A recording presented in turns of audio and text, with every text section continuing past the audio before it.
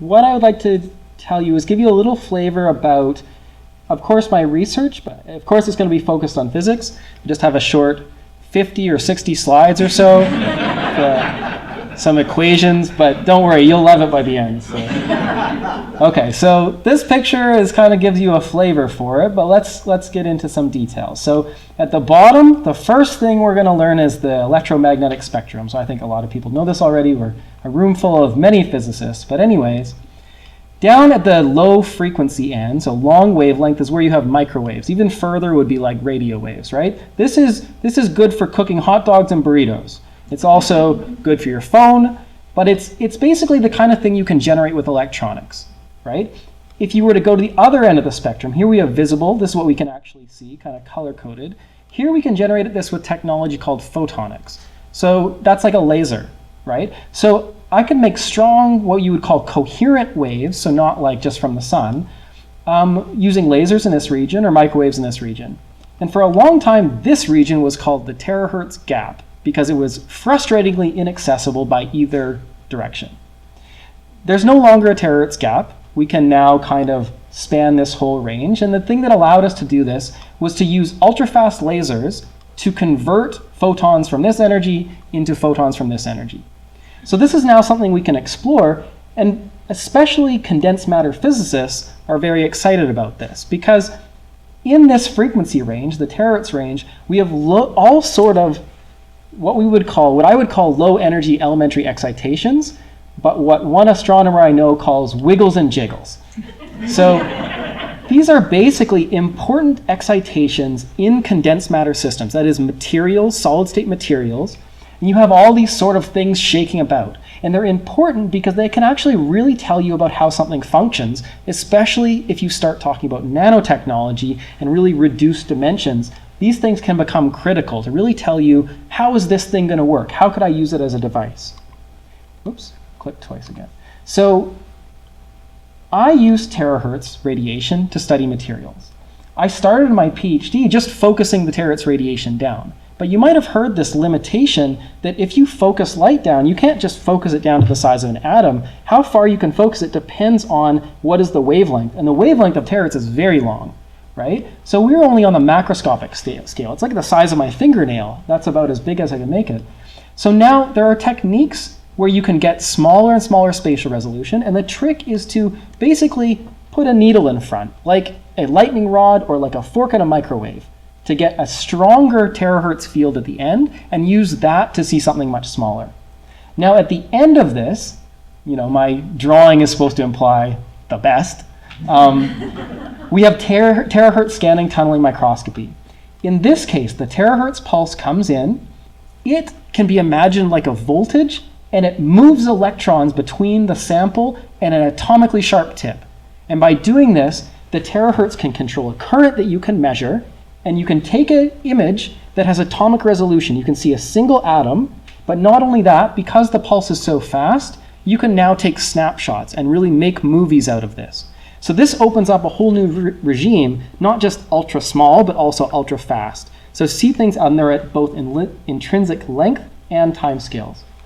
So when I'm at conferences, I try to say this like very humbly, but I'm going to say it maybe more directly. So Vidra Angelic, who's in the audience there, and me in Frank Hegman's group, we invented this technique. So during my PhD, this was the three of us working together. I know it's hard to believe, but this is me. This is Vidran. And we'll loop back around to the fact that Vidran is the audience in a couple minutes. So this was at the University of Alberta in Canada. This, Randy, you might notice, does not look quite as sophisticated as what I showed you in the basement. There's very little tape holding down electronics at MSU, for example. Okay.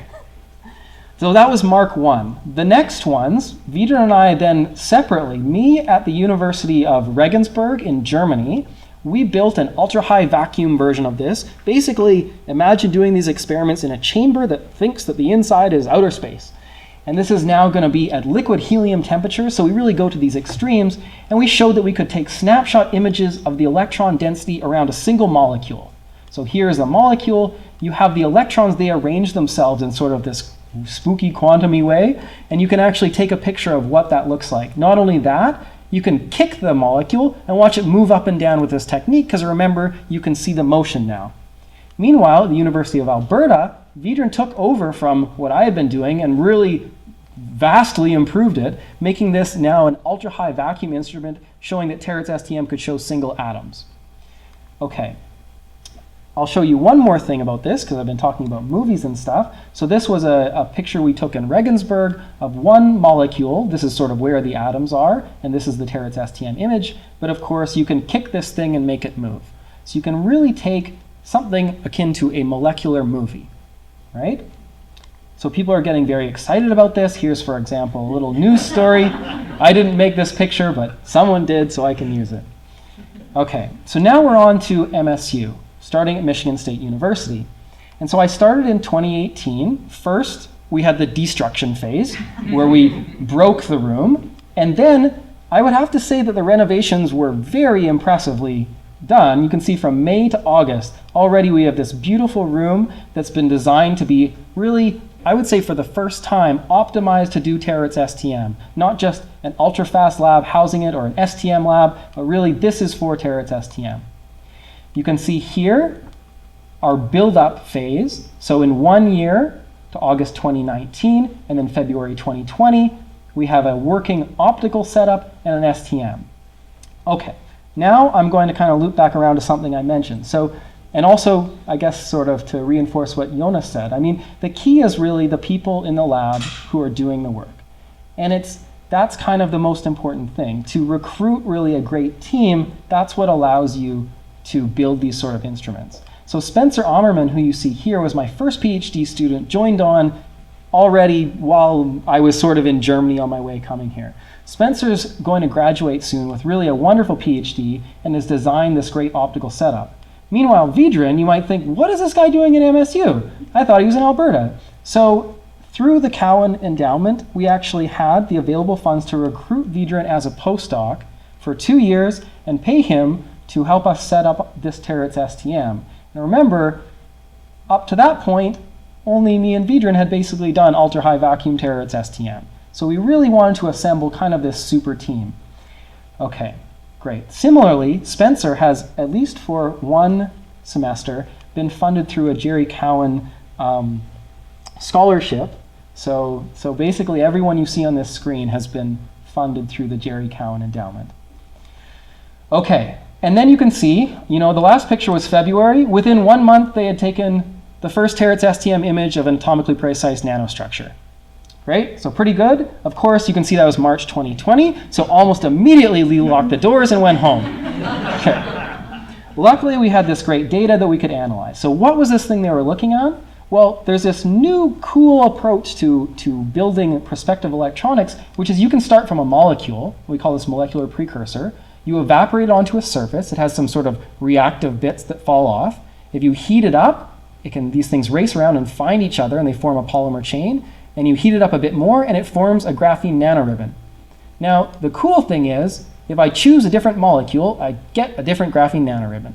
So I could change this molecular precursor, I call it, and I could change the width of this ribbon, or I could make it zigzag up and down and all sorts of things. So people are now really curious about what we might be able to use this for, where we grow some interesting nanostructure from the ground up from single molecules. So our goal is to bring in the optical side.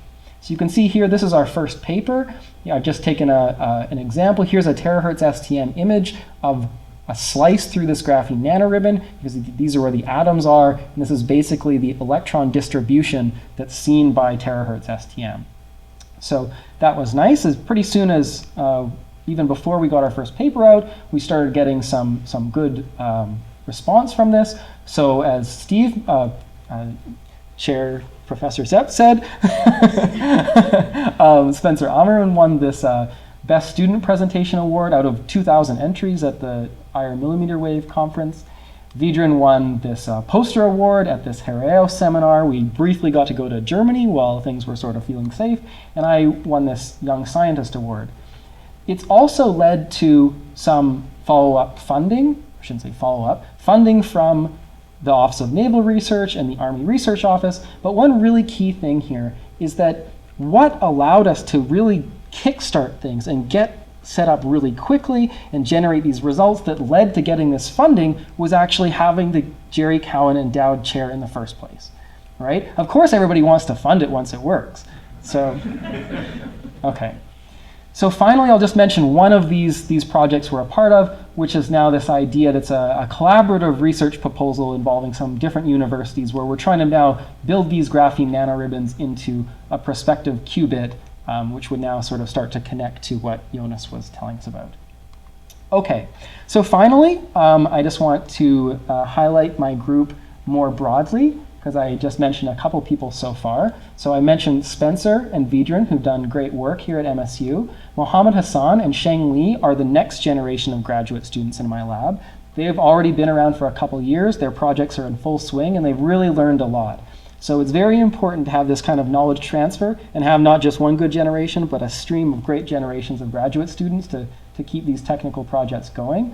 We have our newest team members, newest graduate students, Stephanie Adams, who we recruited away from a Terahertz STM group in Germany. And we've got Trevor Hickel, another new graduate student, and Caden Cleland-Host, who's an undergrad student working with us. During the setup phase especially, we also had a number of undergrad students, master's students, who I'm highlighting here as some key contributors. So finally, we had additional funding, but of course the purpose of this, I would like to thank the Cowen family for helping make this possible, especially Randy, and thank you all for your attention.